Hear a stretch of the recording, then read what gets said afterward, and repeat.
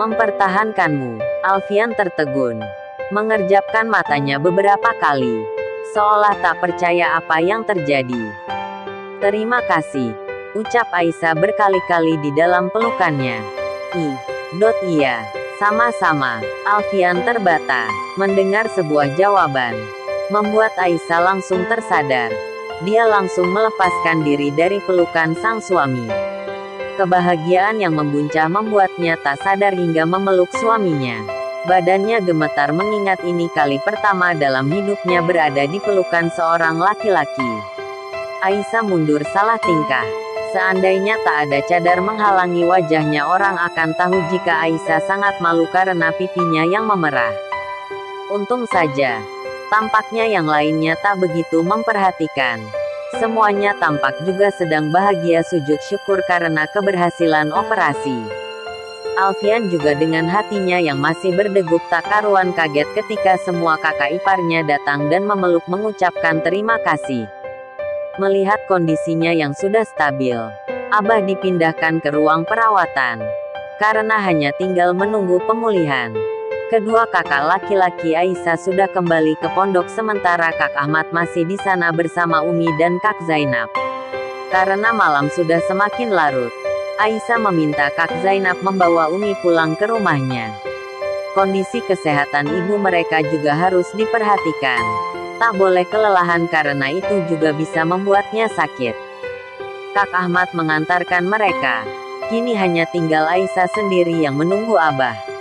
Aisyah menatap wajah ayahnya yang terlelap sembari dalam hati mengucap syukur dengan tak henti.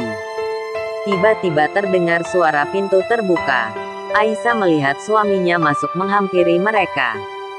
Sekelebat bayangan ketika dia memeluk suaminya melintas di ingatannya, membuatnya merasa malu hingga Aisyah langsung menundukkan kepalanya. Alfian mendekati Abah, memeriksa keadaannya.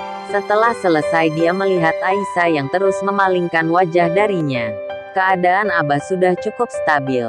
Aisyah hanya mengangguk. Kamu sudah makan? Aisyah terdiam tidak menjawab karena nyatanya dia belum makan dari pagi. Aku akan membelikan makanan. Kamu bisa makan di sini. Alfian seolah tahu jika istrinya pasti belum makan apapun. Dia pergi meninggalkan ruangan.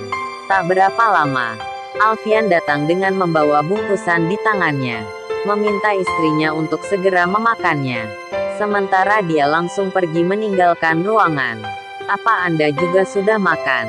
Tanya Aisyah pelan menahan suaminya pergi. Alfian membalikkan badannya. Melihat Aisyah. Sudah. Kamu makanlah. Aku akan memeriksa beberapa pasien dulu. Setelah itu aku akan kesini lagi menemanimu menunggu Abah. Aisyah mengangguk lalu melihat suaminya pergi meninggalkan kamar. Alfian duduk di bangku di luar ruangan Abah sambil memainkan ponselnya. Merasa bosan, dia menyimpan ponselnya lalu melihat jam di tangannya. Dia pikir jika Aisyah mungkin masih belum selesai makan karena itu dia belum akan masuk ke dalam. Rupanya memeriksa pasien hanya alasannya saja. Dia hanya memberi kesempatan bagi istrinya untuk bisa makan karena jika Aisyah makan itu berarti dia harus membuka cadarnya dan dia belum yakin jika istrinya itu sudah siap membuka cadar di hadapannya atau belum. Walaupun sebenarnya Alfian yakin jika Aisyah kini telah sedikit luluh padanya. Tiba-tiba Alfian teringat kejadian tadi siang, di mana dia dipeluk erat istrinya. Walaupun dia tahu jika itu hanya refleks karena saking senangnya, tapi tetap saja membuatnya sangat bahagia. Alfian tersenyum-senyum sendiri. Sepertinya kamu sedang sangat bahagia. Alfian kaget mendengar suaranya Anita di sampingnya. Seketika wajahnya langsung muram. Sepertinya hubungan kalian membaik. Anita melihat Alfian sambil tersenyum sinis. Apa kamu sudah melihat wajahnya? Atau bahkan bukan hanya wajahnya, kamu sudah melihat utuh seluruh badannya. Anita terdengar meledek. Nyet, aku tahu kamu masih terluka. Aku mengucapkan beribu maaf untuk semua yang aku lakukan padamu. Maafkan aku ingin kita baik-baik saja. Walaupun tidak menjalin hubungan lagi, tapi setidaknya kita kasih bisa berteman. Apa kamu pikir bisa semudah itu? Tanya Anita sinis. Nyet, aku yakin kamu bisa melupakan aku. Bukalah hatimu untuk orang lain. Kamu cantik. Aku tahu akan banyak laki-laki yang rela bersaing untuk mendapatkanmu. Aku tidak sepertimu, Al. Kamu dengan mudahnya pindah ke lain hati. Melupakan cinta dan kebersamaan kita selama ini. Tidak semudah itu bagiku, Al. Anita menggeleng-gelengkan kepalanya. Alfian terdiam sejenak. Kalau wanita itu bukan Aisyah, mungkin akan sulit juga bagiku meninggalkanmu dan berpaling padanya. Anita tersenyum sinis. Jangan hanya karena dia menutup wajah dan seluruh tubuhnya. Lalu dia pintar berbicara dan menasihati. Terus kamu pikir dia wanita istimewa? Dia lebih baik dari aku. Alfian langsung melirik Anita. Itu benar. Dia istimewa dan dia lebih baik darimu. Kamu sudah dia bodohi, Al. Anita terlihat kesal. Terserah. Tapi bagiku Aisyah sangat berharga. Aku sangat ingin mendapatkannya walaupun dengan begitu aku harus kehilanganmu. Anita melebarkan matanya. Matanya berkaca-kaca. Tak seberarti itu aku bagimu. 1.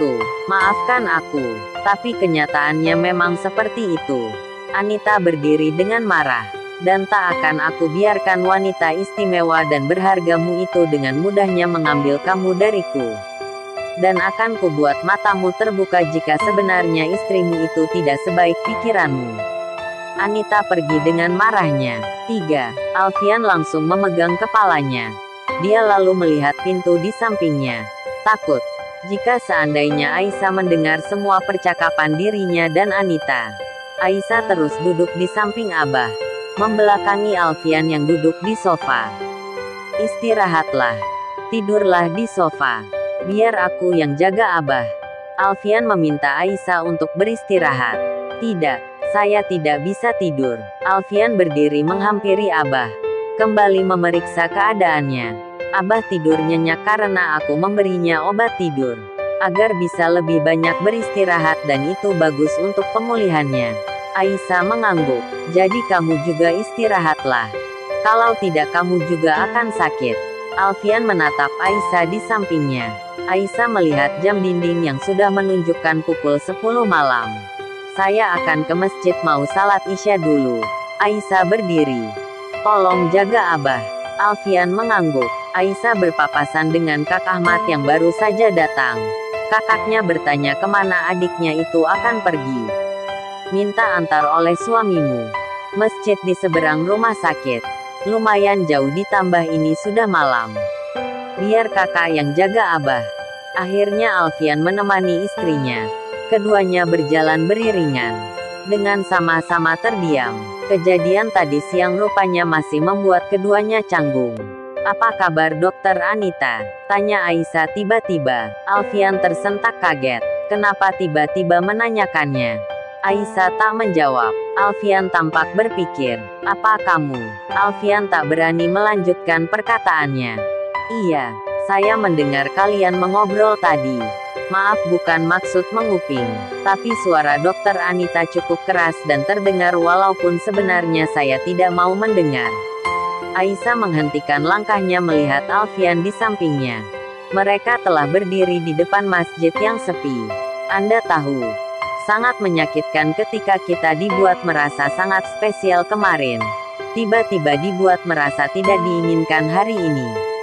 Tak ada yang lebih menyakitkan daripada dikecewakan oleh seseorang yang kita pikir tak akan pernah menyakiti kita. Dan itulah yang sekarang terjadi pada Dokter Anita. Dia sangat kecewa. Dan rasa kecewanya itu membuatnya tak akan melepas Anda begitu saja. Aku tahu aku salah. Tapi sepertinya aku lebih baik menyakitinya daripada menyakitimu. Alfian menunduk merasa sangat bersalah. Aisyah menelan ludah. Menatap lekat suaminya. Sepertinya juga aku akan menjadi lawannya karena tak akan juga rela melepasmu padanya. Tapi aku yakin jika itu tidak salah. Alfian terhenyap. Seberapa kuat usahanya untuk mendapatkanmu kembali? Sekuat itu juga aku akan mempertahankanmu. Lanjut Aisyah lagi.